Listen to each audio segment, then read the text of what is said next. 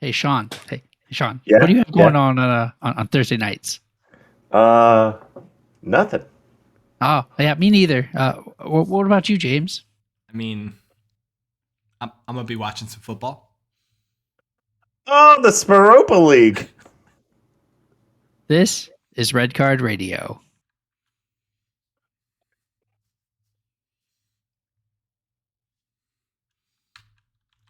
Good morning, good evening, good afternoon, whenever you're listening from. Thanks for tuning in. Red Card Radio is a weekly look at the Premier League from three friends who support different clubs. My name is James. I support Arsenal. That's Brad. He supports Chelsea. And down below, that is Sean. He supports Tottenham Hotspurs. Gentlemen, what's going on? How we doing? I'm doing great, man. I'm really excited for the Europa League special here we have going on tonight. Indeed. Europa without the Spurs. Europa League special. Yeah, unfortunately, we talked about Spurs last week, so that only leaves us loyal listeners and people who adroitly follow English football. Manchester United and Arsenal. That is the focus of Red Card Radio tonight. The two clubs that finished 5th and 6th in the Premier League last year. We'll be diving into these two clubs, kind of looking at what their goals should be for the summer, players that they need to improve on, areas of the team that they need to improve on, things like that. Trying to get we're trying to develop a transfer plan, a transfer strategy for these clubs, so that as they go through the transfer window, they can have a Red Card Radio approved methodology for the way that they work, right? And they should be listening. They should, I mean, except for obviously, United, because I think this is all going to be the memes for United. I mean, if we're being completely fair, this podcast has never been very fair to Manchester United. Never. This And podcast was don't created, plan to start now. Yeah, it was created to be a United slander podcast. I believe that's what Tamzid said in one of our first meetings, and I think we all agreed with him. So We did. That's true. It's the origin story. And here we are. And here we are, still slandering United to this day, and we will continue to in perpetuity for whatever this podcast looks like in 10 years. But in order for this podcast to exist for 10 more years, you need to, if you're new here, you need to hit the subscribe button. You need to hit the like button, the follow button, wherever you're listening, whatever platform you're listening on, whatever that button is that somehow tells that platform that you want to listen to us more. You need to hit that button. Rate us 5 stars if you're on Apple Podcasts, iTunes. That really helps us move up the charts, I think is what Brad would say. I'm not as hip as Brad, so I don't know. Leave us a comment so that we can talk about it. We like to talk about comments. Not this week, but we like to talk about comments. Because you want your life to be super wholesome and very holistic and not missing anything. No inconveniences, right, Sean? No, you don't want any of those. So you should like, subscribe, rate, review 5-star. Otherwise, you'll be a Manchester United fan. Ouch. Ooh. Ouch. That is a mild inconvenience. That is. Poo-poo team with high expectations. And owners who take $11 million dividends and they finish 6th. Yearly. And their stadium's falling apart. Oh, and all their rivals have nice training grounds. Mm-hmm. I mean, we could go on. And all their players left. That's true. Yep. A lot of players leaving. They did an Arsenal exodus here. No money for anybody. Well, it's tough these days. These streets are hard to sell players, The Italian clubs ain't got no money. Those Spanish clubs ain't got no money. The German clubs don't want English players. It's tough. Yeah. So and why buy a player when he can come back to you 5 years later for free? Yeah, exactly. Oh, that's a good one. I like that one, Brad. All right, let's just jump into it. Let's just get right into the meat of it.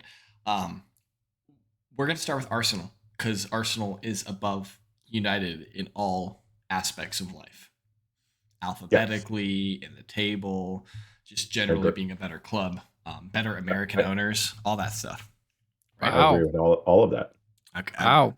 It's a Spurs fan endorsed. So what we're kind of doing, this is very similar to what we did last week. We're going to kind of look at each one of these clubs. We're going to look at, position by position,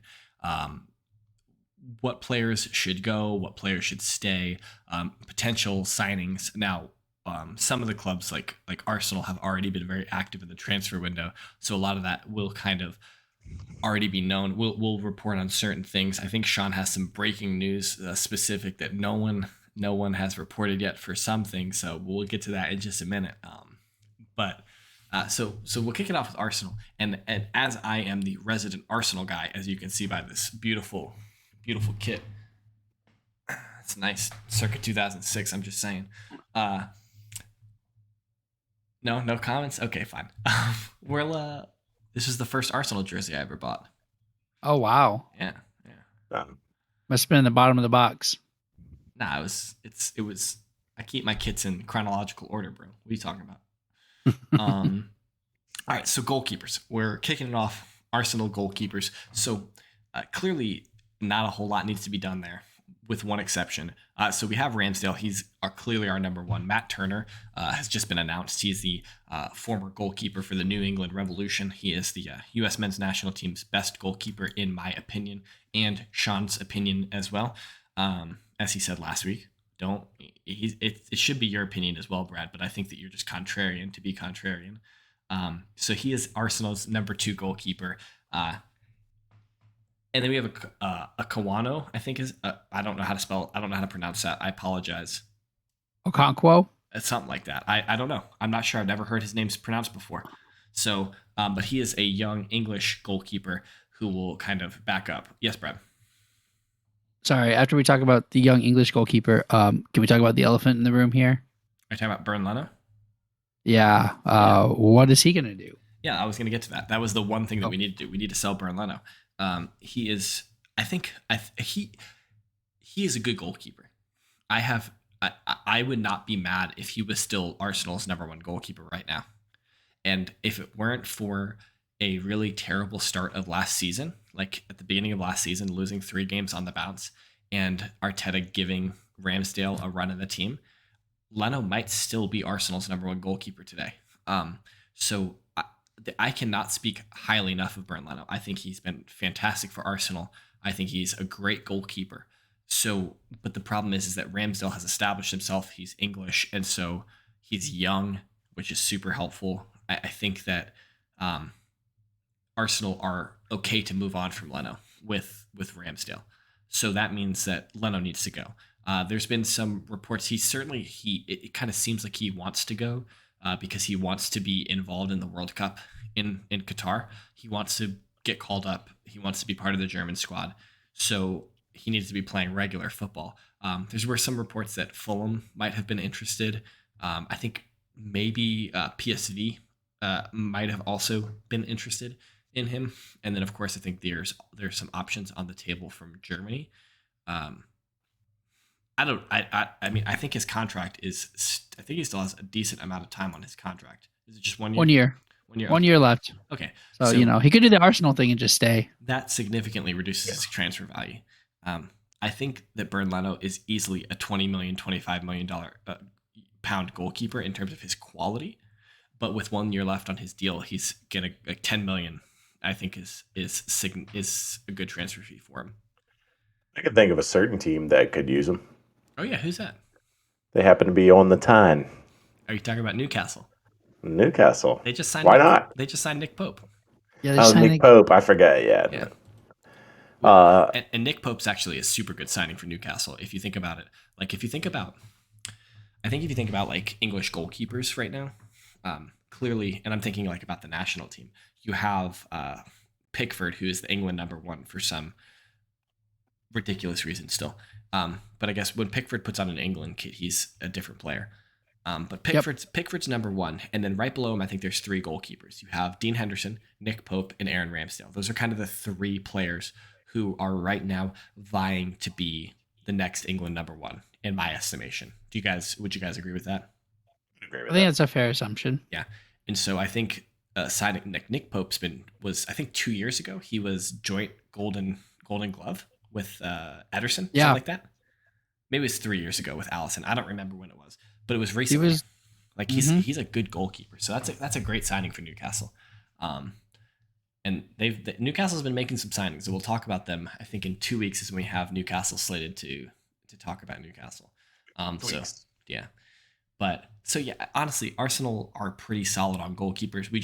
We need to make some money off of Leno because we've spent a lot of money so far. Um, so we need to make some money, and Leno is actual like a valuable asset. And it's unfortunately only has 1 year left on his contract because that significantly reduces his value in the transfer market. Unfortunately, but yeah, you guys, I would imagine you guys can't disagree that Arsenal are pretty set on Good to go. goalkeepers. Yeah. Oh yeah, I agree. I definitely agree. Defenders.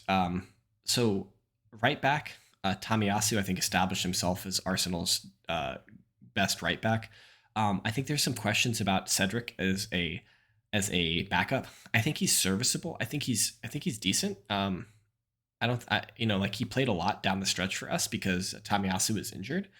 And so I'm not necessarily upset if we don't get another right back. I think that there could be an argument to say that we could sign a younger right back as a deputy, but it seems like Cedric is it seems like he's fine. The question is he going to be happy for the whole season being Tomiyasu's backup? I don't know. What's up, Brad? And You have a question? what do you do with Hector? Hector needs to go. Like, I love Hector Bellerin, but he wants to go. He wants to go back to Betis. The problem is that Betis doesn't want to pay for him. But like, he's still like 26 or 27, so like he still retains some value. If Betis can fork up, like 15. 8, I would. That's what they said. I would take 10 million for Hector Bellerin. Honestly, like I think that's fair value. He's not the same player he was before his knee blew up. So like, I will admit I did not watch him at all last year at Betis. They did win the Spanish Cup, so like that was a remarkable feat for Real Betis. But I didn't watch him play, so I can't really speak to what he looked like on the field. But in all honesty, I think Tomiyasu offers more than Bellerin does at this point, and so Tomiyasu is an upgrade over Bellerin. So there's no point in keeping. I think that if Betis won't pay for him, then one of those two will have to go, and it just seems like that Hector is the one that would go. It's just kind of my feel on it. Center back, we're pretty solid. I think we're really solid. White, Gabriel, Saliba, and Holding. Now you could make an argument upgrading Holding. I'm not opposed to that necessarily. But getting Saliba back, I think gives us 3 very, very good center backs. And then go for it, Brad. Sorry, continue. No, I don't want to keep cutting you off. My question would be: is Saliba going to be happy playing third fiddle, or is he third fiddle? I'm not sure he is third fiddle, to be honest. Or is he fourth? Oh no, he's certainly not fourth. I think he's making an argument for being a starting center back at Arsenal, but it's going to take time. Like, he's going to need to get a run of games. But there's going to be 1,000 games next year. Like there's going to be lots and lots of games next year. So it's not that like there won't be opportunities for Saliba to play and for him to show himself. And like with the World Cup, like people are going to get injured. There's going to be opportunities for people to play. So I'm not concerned. There's talk so the big issue with William Saliba is whether or not he comes back and signs a contract extension. He's got 2 years left on his deal. And if he doesn't sign a contract extension now and he plays the entire season and he will only have 1 year left on his contract at the end of next summer, it's the same situation with Bernd Leno, is that if he wants to go, if we want to sell him at that point, his transfer value is significantly reduced. And if he didn't sign a contract extension last year, why would he sign a contract extension this year? So Arsenal really need to convince him to sign a contract extension this summer, lock him down to a long-term deal. I think that would be your business at center back. I think that's the main thing you guys really need to focus on. I don't think you need another one. Yeah, I don't think so either. And then left back, I do have some concern about Kieran Tierney and his injury record. I love Kieran Tierney. I think he's fantastic. I think he's a great player. When he's on the pitch, we are so much better. We look so much better when Kieran Tierney's on the pitch. But he's not on the pitch a lot. So we've been linked to a couple left backs. There's a young guy from Bologna. I forget what his name is right now. Another one? The one I've heard the most is Lissandro Martinez. Yeah, and that's the other person that we've been linked to is Lissandro Martinez from Ajax. Who Isn't that where Tomiyasu came from? Yeah, Tomiyasu came from Bologna. Yeah. I forget what the kid from Bologna's name is. He's really young too. But I think Lissandro Martinez is kind of who we are going after right now.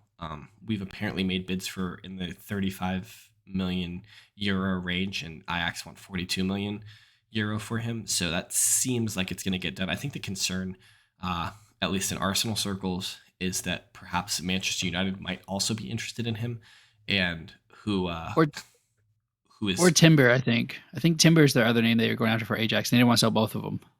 Yeah, there's the flip side of that. It's like the Ajax might not want to sell both of them. So like, yep. Yeah. So Ajax are hemorrhaging players right now. It seems like, but I think if Arsenal could wrap that deal up and get Martinez in, I think that would be really good. I think United are.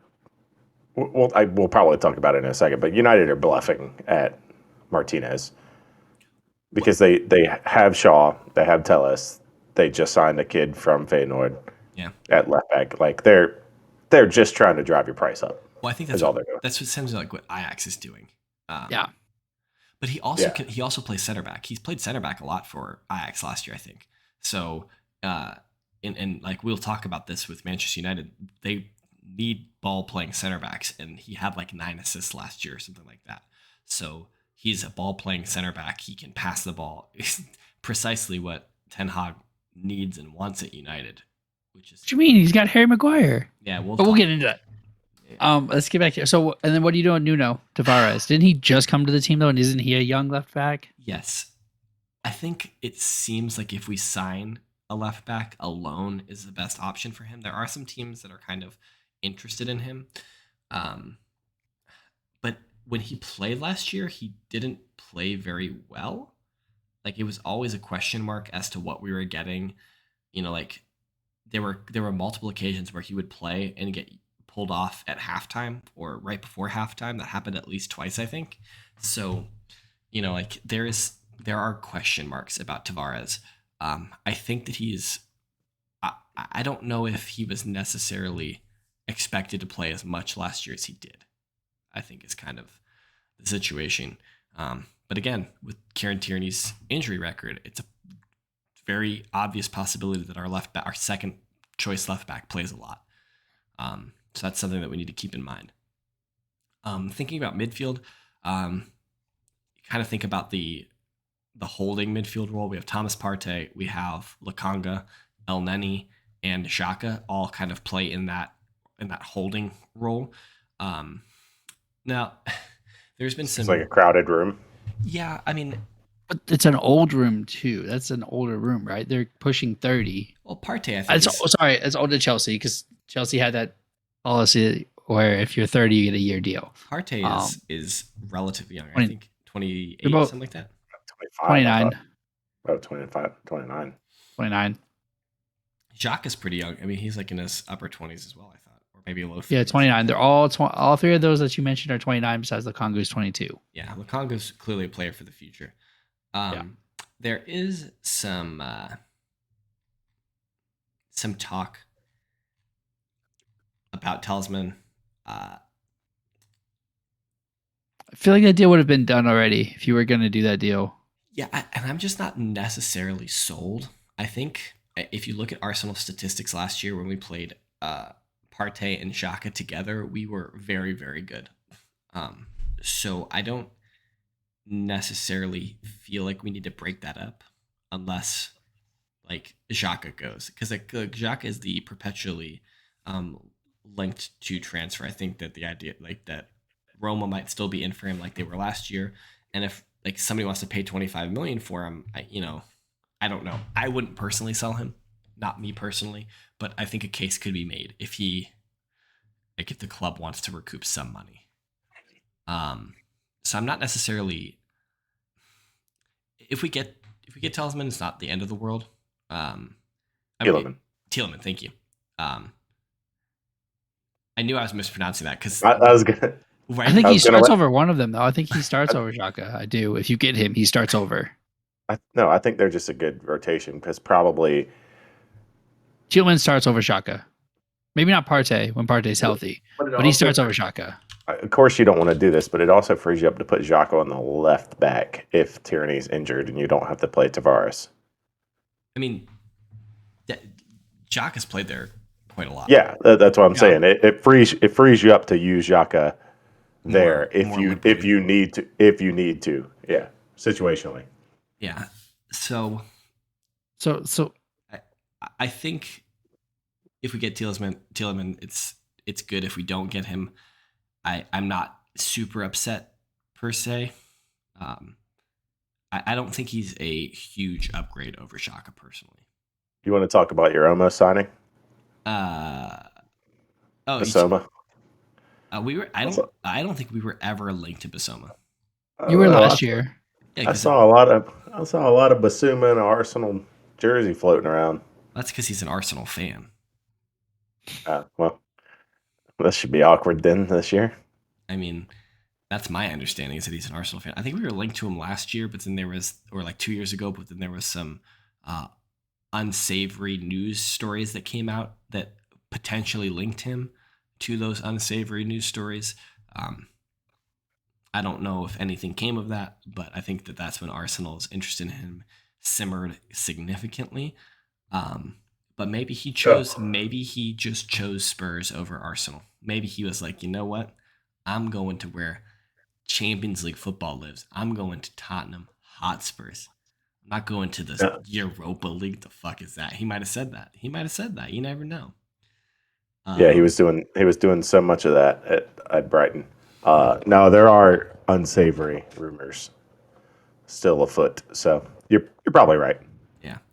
Thinking about our attacking midfield options, Odegaard, Smith Rowe, I think is perfectly reasonable.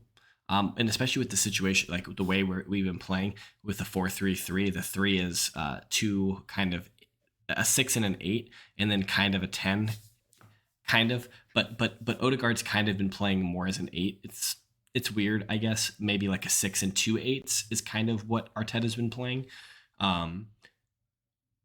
But yeah, Brad, what's up? I'm confused here too. Okay.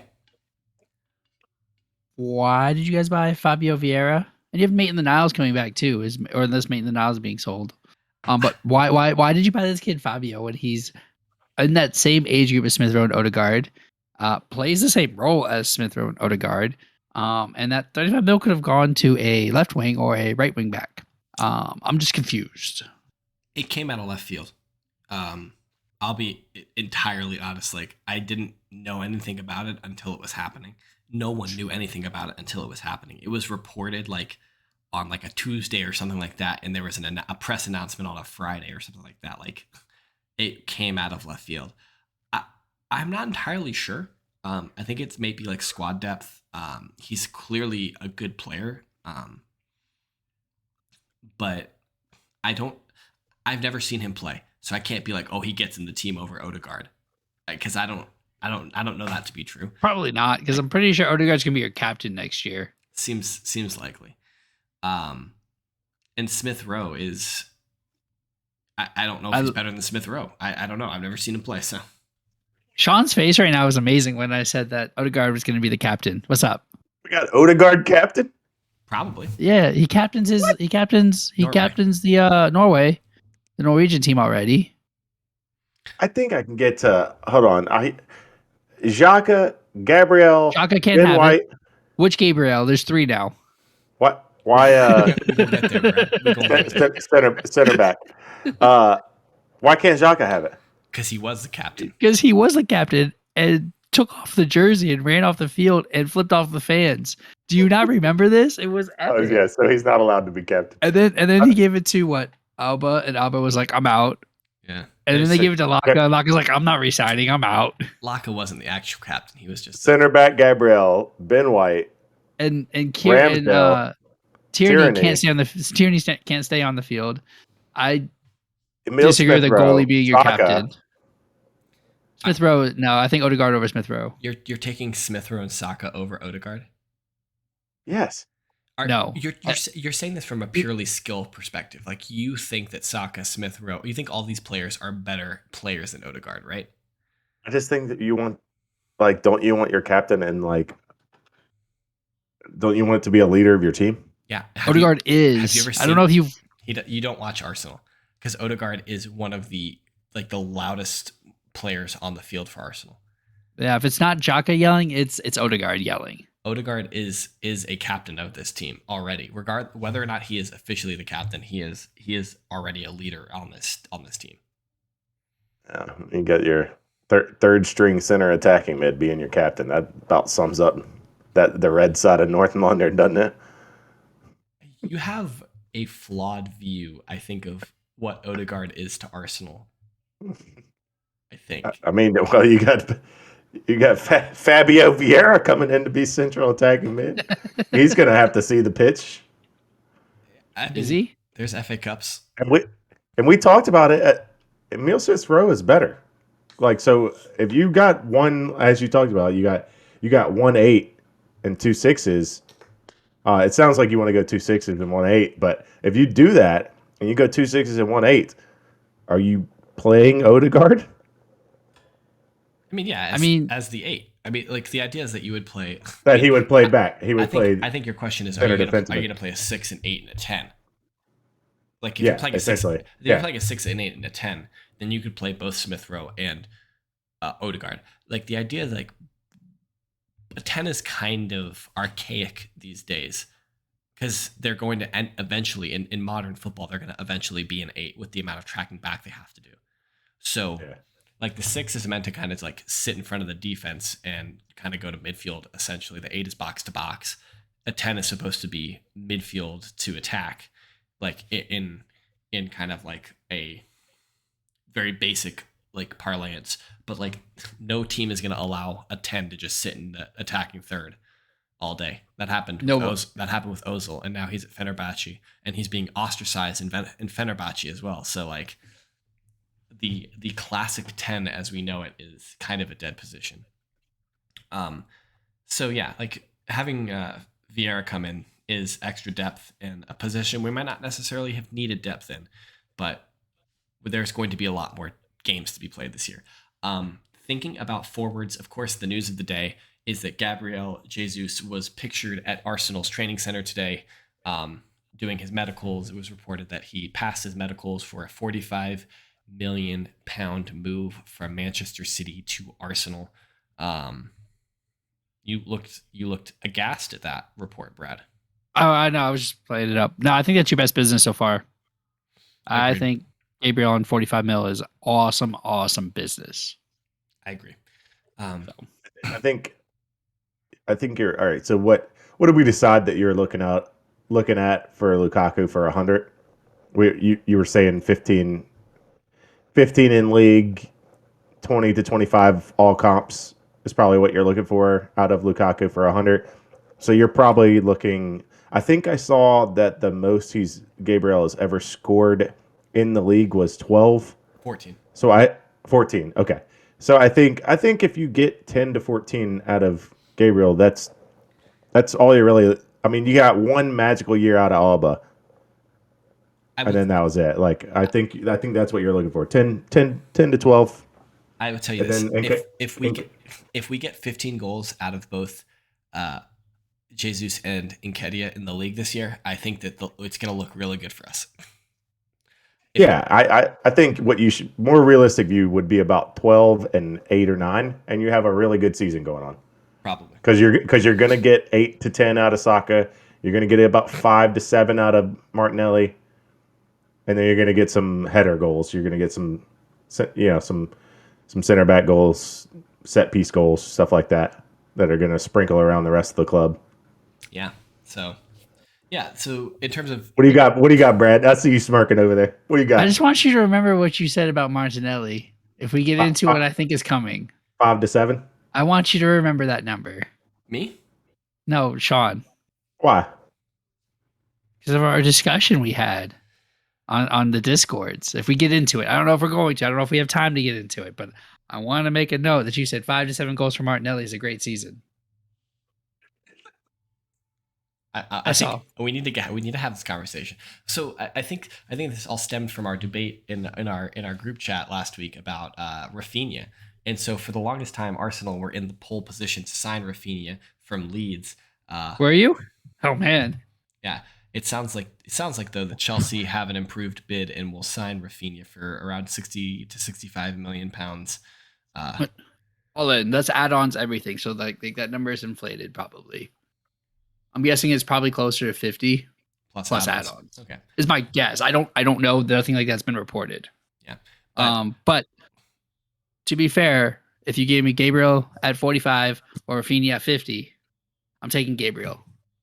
Just putting that out there. I agree. I think that's better business. So, but we were having this debate. We were having this debate about Martinelli versus Rafinha. Oh, let me say this one quick thing about Arsenal forwards, real quick. Nicola Pepe, he needs to go. Sell him. I'll take a $5. I just take whatever. I don't mean to hate on Pepe. Like, I don't dislike Pepe, but it hasn't worked out. He was one of the Raul signings. Don Raul signed him 2 summers or 3 summers ago, whatever it was. And there was like there are reports now that potentially that this transfer was a little fishy. So like the 72 million is, I think, inflated, but like honestly, like he hasn't produced for Arsenal like we expected him to. It's better for all parties involved for him to move on. I think, if we were to somehow miraculously get a bid for 25 million for him, then we would absolutely take it. And it would be a huge loss on our books, but at least he would be better off. We would be better off. Things like that. Especially with 2 years left. Yeah. I mean, he kind of needs to go this summer, or he's going to walk away on a free. Now, if somebody wants to take him on a loan this year with an obligation to buy at the end of the year, pay a loan fee, and then some amount for a purchase next summer, I'm okay with that. But it has to be an obligation to buy. It can't be an option to buy. So, okay, let's do this Rafinha Martinelli thing, right? Because this is what you were alluding to, right, Brad? Yeah. So, and I believe I'm finding the votes. While you keep talking, I'm gonna find the votes. Okay, so there was a debate. I asked the question: is Rafinha to Arsenal even good business for Arsenal? And I think Brad said yes, even if at the expense of a player like Martinelli. And I think Sean disagreed. The debate was phrased: would you rather have Rafinha or Martinelli? And I said that Martinelli is better for Arsenal. And my reasoning is that he's 21 and he's already just as good, if not better, than Rafinha. So why would you bring in Rafinha? And you're going to need to give him playing time. So either it's split duty or you're starting Rafinha. Why would you stunt the growth of Martinelli at 21, who's just as, if not better, good as Rafinha? That's what I said. I think I pulled up the statistics, and so Martinelli has a 3-year window in the Premier League, and Rafinha has a 2-year window. But I think Martinelli has 12 more total games, something like that, a couple more total games. It was a good chunk. It was a good chunk of games more, but it was 67 for Rafinha to 84 for Martinelli. So what's that, like 15-ish games, almost 20 games. One more goal and one more assist. One more goal, one more assist, but with the caveat that Martinelli's first season in England, he was 18. So I'm just throwing that out there. So Brad, yeah. Okay, but let's put Martinelli in Rafinha's spot. Does Martinelli perform the same at Leeds? Yeah. Yeah. Yeah, they're the only goal scoring option. Yes. I mean, well, that's because Bamford's been hurt, but even for the Rafinha was the wizard. I don't think Martinelli I think Martinelli plays better because he's not the sole focus. Rafinha is the sole focus. When you're playing Leeds, your goal is to shut down Rafinha, and you shut them down. Yes or no?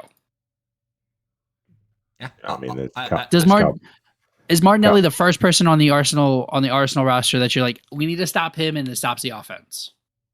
No. So if Martinelli is the main, he's not the first. He's not probably first, maybe the third or fourth. He's up there. He's probably third or fourth. Like he's out of 3 attackers, he's the third one. Yeah, but think about what Martinelli does for Arsenal, where he screams up the left and puts in balls. And before you had Lacazette, now you've got Gabriel Jesus. Right. So you're saying with a better supporting cast, he's better. Now you've got an aerial threat. Now you've got a goal poacher, and you don't have 5'7" Lacazette sitting in the middle. So right, but you're still arguing that with a better supporting cast, he's a better player. What I'm arguing Rafinha is hasn't that had a supporting cast. What I'm arguing is that you're going to pay $50 million to get a poo-poo player who's going to be a Timo Werner 2.0. I disagree. I think what we paid for him. Listen, let me be 100% clear. I think what we paid for him isn't his value. I think he's worth less than that. Where's the new sheet? Oh, I say that. Martinelli's goal average is going to be better than Rafinha's. Where's the sheets? You said 5 to 7 goals. Okay. You said Martinelli is good for 5 to 7 goals, which I guess would be his average over 3 seasons, right? Would be 6 goals. Something like that, yeah. Where Rafinha's is closer to 8 or 9. All right. What so goals? That's 2 or 3 extra goals a season. What goals plus assists are you putting down? What? He's more than Martinelli. For Rafinha. Rafinha is more than Martinelli. Give me a number. I'm not going to give you a number. I'm saying it's more. Okay, so more. Rafinha, we should also note that Rafinha is not a Chelsea player yet. It's not confirmed yet, but his agent is Deco, Chelsea player, former Chelsea player. Yeah. So I think it's not a here we go, but it's close. Chelsea's a different club than when Deco's played for them. So true. All of the people that Deco knew at Chelsea are no longer there. So I mean, Czech is still there. Czech is still helping advise for the next 2 days. Check on Marina gone. Check on 2 days. Marina is a special advisor for this window. So is Bruce Buck. Marina gone. I think Marina is still around. So when we want to buy Koundé, we call her and say, "Hey, get this done." No, she's. I think that's what she's there for. Nah. Anyway, yeah, I think I'm taking Martinelli too personally, but I'm a homer. So, but I don't know. I think Arsenal aren't that far away. Personally, I think that if we can get clearly, we've got Jesus, we've got Vieira. We signed a young cat, Marquinhos, from Brazil, but he's going to probably go on loan, which is important. If we get Martinez and maybe Tielemans, I think that's a really solid transfer window, and I think that makes us puts us in the thick of it for Champions League for sure, and gives us a good shot to win cups, and why not put up a fight in the Premier League? I think you guys have done good business. I think last season was a very good window, and if you guys continue with what you're doing, then Jesus is an awesome signing. If you re-sign Saliba, that's an awesome signing. And get rid of Leno. You have the makings of another good transfer window. I mean, Fabio is confusing, but yeah. I mean, we'll see. Maybe he turns out to be a superstar, and we're all like, "Wow, look at this kid go!" But I don't see that. But maybe we do have a lot of players returning from loan that we need to deal with. Pablo Mari, Lucas Torreira, Maitland-Niles, Reece Nelson, players like that. We've of course the aforementioned Bellerin. So those are players that we're going to need to deal with because they won't have a space on the squad. But we'll see what happens there. I think we've talked about Arsenal enough. I don't, but I think we need to move on. Yes, we do. And talk about Manchester United. Sean, I think that you're kind of, I think you've done a little bit of research into Manchester United this week. Got some thoughts for Manchester United. You want to give us a rundown? Maybe tell us who's leaving, and then kind of talk through your thoughts. Yeah. So, long and short of it is Manchester United suck. So I wanted to get to the bottom of why they suck.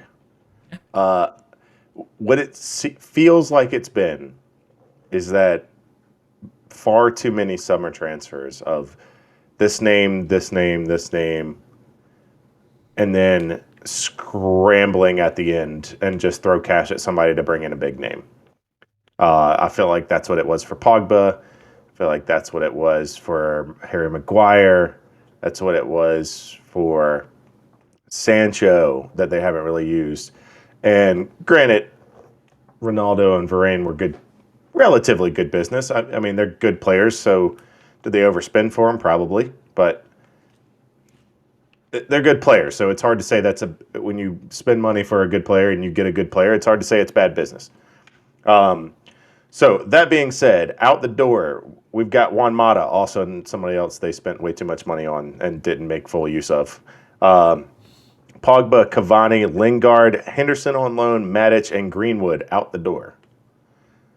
That doesn't. Well, go ahead. I disagree with Mata. They definitely did not use Mata great. I mean, his first season or second season that they brought Mata maybe one in, or he did two. awesome. But these past couple seasons, they have not used Juan Mata for what he was good for. But it was a good signing. He was a very, very good signing at the time. He played in this gold jersey, so you know. So that's a lot going out the door. The cupboard is pretty empty, and I don't know what to do to fix it. So let's start at the back. You're going to have a backup goalkeeper. Maybe it's Leno. Maybe you talk Leno into being a backup for United. I don't know. Because he wants to play. So that's your problem. I mean, he's better than De Gea, so he should play over De Gea. Oh my gosh. Okay, well, I thought Henderson was better than De Gea. Leno's better than Henderson, too. You need it. I don't disagree there. I don't think you're wrong there. Sirs! Dean Henderson is the best goalkeeper in England. Patently false. Patently not false. For English goalkeeper, sorry. Yeah, why are Joel's you... gonna So is Joel's gonna murder you. Hugo Lloris and then Dean Henderson in that order? Yes. Okay. Just checking. Where's Forrester on that list? Is fifth. Okay. All right, but in all seriousness, we thought United would be the memes. Unless you think you can trust Tim Heaton, you need a backup goalkeeper. Then there's the back line. Here's the problem. They need probably definitely one, possibly two center backs. Their problem is Chelsea and Tottenham also need one, probably two center backs. So anybody that is linked to those three teams, none of them are choosing United when you can play Champions League. The only way you would be weekly wages. That's the only thing that United can throw at them. And even that Chelsea can rival United. And Chelsea can take care of that. So anything that the wages are an issue, Chelsea's going to take. Tottenham's out. Hey, Sean, if the Yankees are in third in the East and they call you and say, "Hey, we need you at first," are you not taking that? I'm telling them Derek Jeter sucks. You picked the wrong team. I flipping hate the Yankees. So I think you picked the wrong team for me, buddy. But that's United are the Yankees of the Premier League. They've been spending money. They haven't won in a few years anything, but they spent money, and that name on the front, that badge on the front, still means something to players, right? It's the reason why people go to Real. English players. It means something to English players. I think the idea that it means something to foreign players is overstated. It means something internationally. No, for sure. I think you're understating it, but I'm probably overstating it. So I think there's a balance there. Yeah. But that United shirt, I think, means a lot more than a Tottenham shirt. Yeah, it means a lot more than a Chelsea shirt too. Probably. Sure, but there's gonna be a blue and white jersey playing on Tuesday and a red jersey playing on Thursday. So I don't think Champions League is everything, though. Yeah, I don't think so either. To Basoma, it did. You don't think with Pogba heading out the door, United would have liked Basoma? I don't think they even went in for Basoma. And I mean, they let 100 million walk out the door. They don't care. We'll talk about that. We'll talk about center defensive mid in a second. So what I think they're going to do is let it rock at center back for. They're either going to let Chelsea and Tottenham sign their center backs and then see what's left, see if there's anything out there. And if yes, then go get them. And if not, then they're just gonna let it ride with Varane and Maguire for one more season. You know, I could see Manchester United paying the release clause for De Ligt. Yeah. And just doing it. Just right up. For Ten Hag? Yeah, I think so. I could see that. It depends. If De Jong doesn't work out. Just getting 2018 Ajax back. Because I don't think 180 mil is feasible. They're just going to have Van der Beek, De Jong, and De Ligt all back together. I mean, think about you say 180 is unviable for Manchester United. Manchester United It's not. they could spend whatever they wanted. It doesn't See, matter. see that? When Yeah. you let 6 players leave for free, one that costs you $100 million, But it doesn't matter. I don't think anymore. you're spending 180 They've million. amortized that cost over 5 years already. It doesn't matter. Brad, when they signed Paul Pogba for $100 million, in 1.5 days of jersey sales, they made the money back in revenue. No, they didn't. They don't make that much. They don't make that much. Look it up. Okay. Look it up. They did that with Ronaldo probably, but yeah, it's not Pogba. because they paid $15 million for Ronaldo. There's a difference between $15 million and $100 million. My point is they basically make it back in no time with the revenue sales because all the financial fair play is you have to show a profit for it. So I think I agree with you. Which they're going to do. I think I agree with you in principle, Sean, that they need center backs. My thoughts on them, I think they needed at least one to improve on Maguire and then maybe getting a younger center back. 1 to 2. Yeah. Yeah. I think if they can find a center back to improve on Maguire, I think that's really good. So I don't know. They have already confirmed a left back, 19-year-old from Feyenoord. So now they have 3 deep over there. I don't think that helps them this year, though. I don't like any of It them. doesn't help them at all. So they've got Luke Shaw and Alex Telles. I think Telles is just fine as a starter because Luke Shaw is injured 43% of the games. So on the right side, we've got Wan-Bissaka. I don't even know who backs him. Get that man out. Get that man out of that squad. He's a human highlight reel because he has to be because he gives the ball away too easy and he has to go back and get it. He costs 50 mil. Hold on. Can we talk about Crystal Palace hoodwinked United for 50 mil? Right. Apparently they want him back for like 20. That's good. That's good business. That's good business for Crystal Palace. It's almost like selling somebody for $100 million and taking it back a year later for $8 million. Yeah, it's great business. Very similar. Even better business. So do we agree? Need a sweeper. Do we agree they need a right back? 100%. Yes. Yeah. They need a sweeper. There's no Paul Pogba. There's no Matic. There's realistically nothing at the back defensively as far as defensive structure. Fred and McTominay are a beast. Fred is awesome. Sounds like a McDonald's meal. You got McTominay.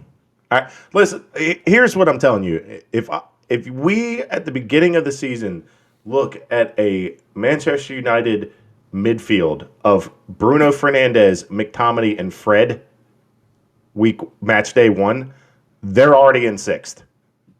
If they don't improve on that, they're done. I mean, Van de Beek probably takes one of those spots. Or De Jong probably takes one of those spots. And it's Fred's.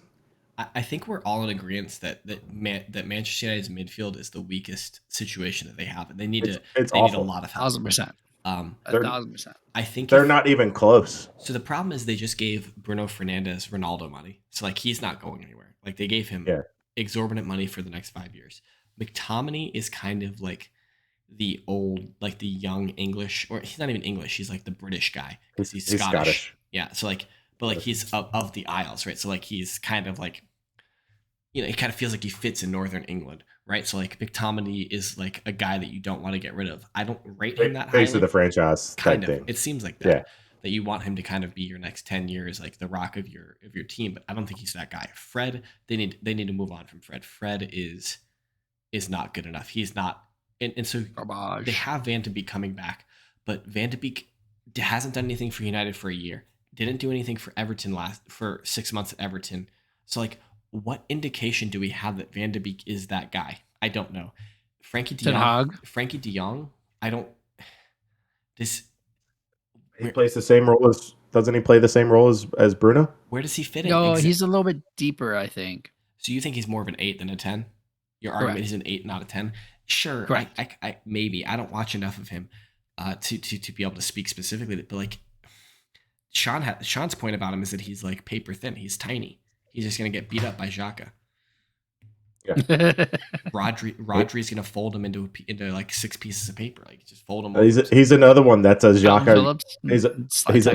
He's a Calvin Phillips yellow card away from being on the injury report for 6 months. What about Clagan Phillips? I hear that guy's a beast. That's a good one. He's great. He's the best signing so far.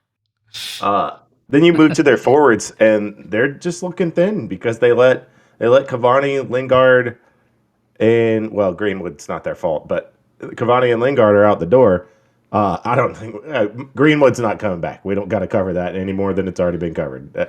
He's done. Yeah. So, I mean, that just leaves realistically. They got a couple young kids up there, but that just realistically leaves 3. I mean, so players that may have a good playing time for them were Ronaldo, Sancho, Rashford, and Alanga. Like those are the 4 forward players that like did something useful. So you probably want another winger. I think they need a center forward because they're going to play 4-3-3, right? And unless you're playing Ronaldo at 9, Sancho on the left and Rashford on the right or something like that, or some combination thereof, like they need to upgrade on Rashford. Rashford's not that guy. Sancho, he needs to have another season. Like the hope is that he is good. But you know, what about Martial? Martial's gone as a center forward, as a backup. He's not staying. I'm just asking questions. And, maybe he will. And do we know if Ronaldo wants to play 9? Would he rather play on the left? Like, I don't know. I think Ronaldo wants to be the center forward. I think he wants to be the 9. Well, I think the idea is that it's easier to hide Ronaldo as a 9 now. Like this version of Ronaldo, it's easier to hide him on the pitch and him still be useful. Him to be in and around the goal, that's all he needs to do, and not expect him to really defend that much. But I still think he'd rather play on the left personally. I don't know. I'd have to ask him. But tweet him, see what he wants to do. Problem. I think they need a center forward and a right winger. So they need a whole new team. I mean, we think they need a goalie, apparently, a center back. I think that backup goalie. Yeah, a backup goalie, at least 1, maybe 2 center backs. I think they need a left back. I think they need a right back. They need like 3 midfielders at least. I mean, I guess maybe only 2 if you're counting Van de Beek as one of them.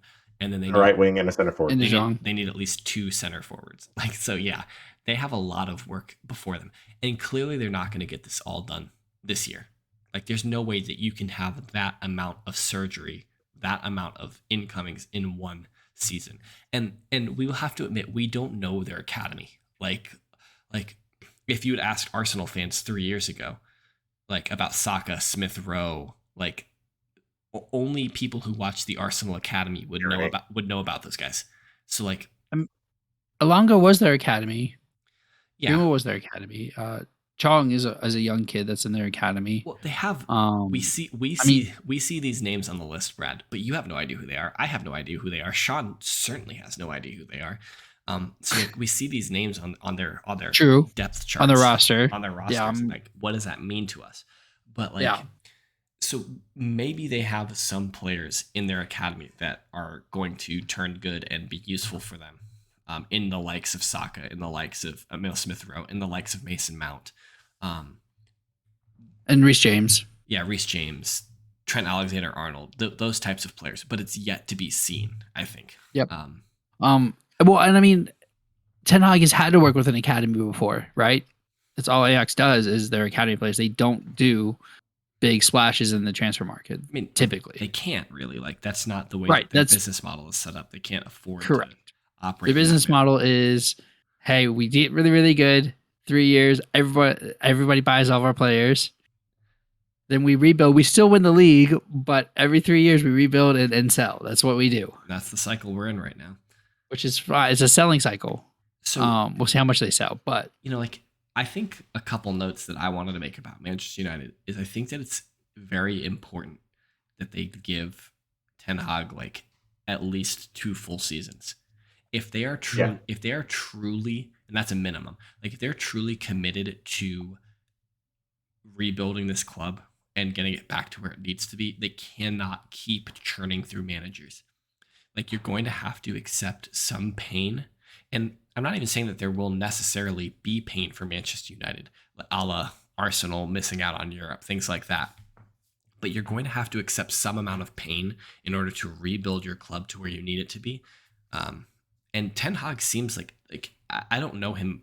I don't know too much about him, but like, he was at Bayern Munich's youth team when Pep was there. He did something in between before he went to Ajax, and he was at Ajax for 3 years. But it seemed like he was building something at Ajax, and if it wasn't for Manchester United to come, he would still be at Ajax. So like, there's nothing to say that Ten Hag won't spend the next 5 to 10 years at Manchester United. Like, he could spend 10 years at United if you give him the resources and the things that he needs, I assuming think he is that guy that can do I it. think Manchester United are just going to have to accept what I had to accept beginning of last year, what you had to accept 2 or 3 years ago, that it's just going to take a couple of years. It's like it can't happen in one. The way the market is inflated, we can't turn over a roster in one transfer season. It's just not going to happen. I mean, if there's any club in England that is perfectly positioned to be able to just spend money frivolously, it's Manchester United.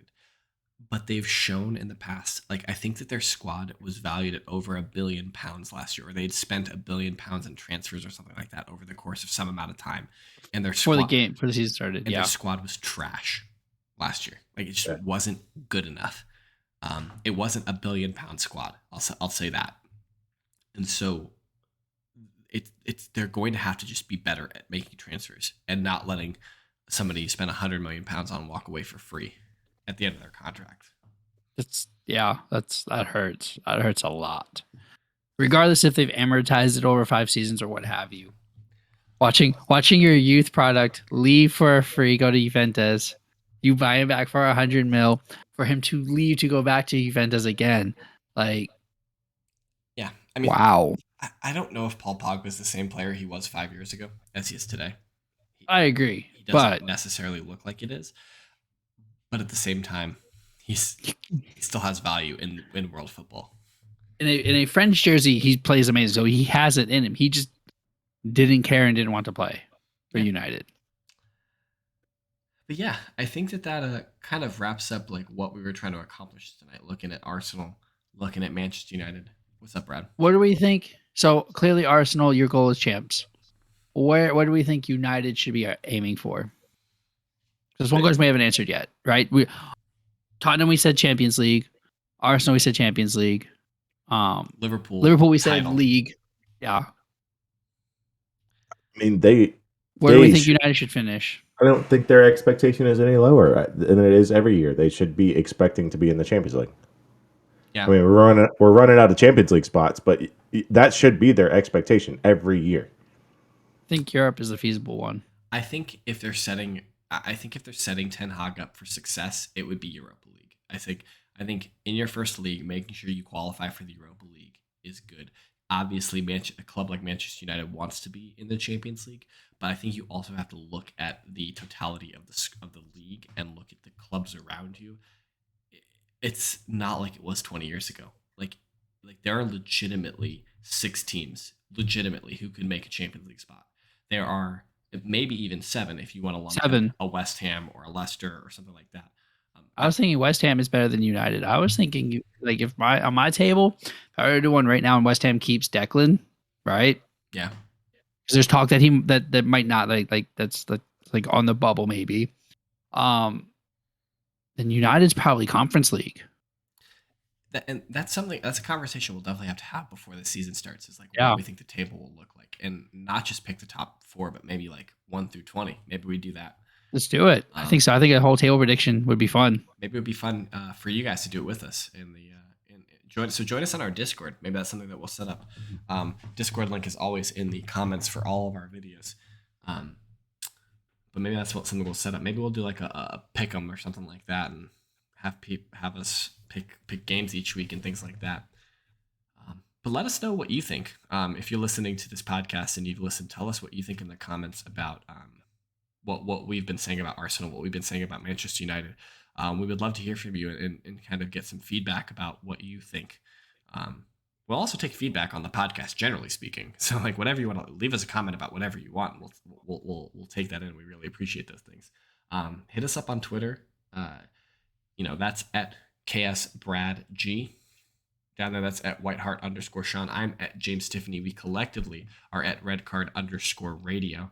So you can definitely get at us on Twitter or in our Discord.